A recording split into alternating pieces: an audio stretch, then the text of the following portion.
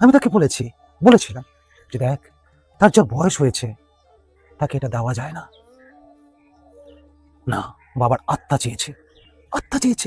একজন ৮০-৮৫ বছরের মানুষের আত্মা কি করে চায়? তার জিভ চেয়েছে খেতে, জিভের স্বাদ। তার লোভ চেয়েছে মানুষ, তাকে ক্ষতি করেছে প্রতিনিয়ত। তাকে বিভিন্ন এই ধরনের খাবার যেগুলো তার শরীরের জন্য উপযুক্ত নয়, তাকে পায়েস খাওয়ানো, তাকে বিভিন্ন খাবার খাওয়ানো। সঙ্গে যুক্ত হয়েছে তার স্ত্রী, তার বউ। না বাবা, আপনি খাটে বসে থাকুন, আপনি বাইরে বেরোবেন না, বৌমা একটু হেঁটে আসি। না না, যাবেন না, বাইরে মশা কামড়াবে। আপনি বসে টিভি দেখুন, সিরিয়াল দেখুন। বাবা মা দুজনকে রাজা রানী করে রেখে দিয়েছে সারাক্ষণ। একটি কাজও করবেন না, একটি কাজও হাত দেবেন না। কত ভালোবাসা, আমরা দেখে অবাক হতাম।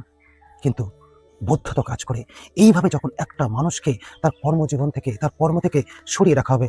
মানুষের জীবনে কখনো রিটায়ার হয় না, অবসর হয় না। মৃত্যুর আগের মুহূর্ত পর্যন্ত তাকে কোনো না কোনো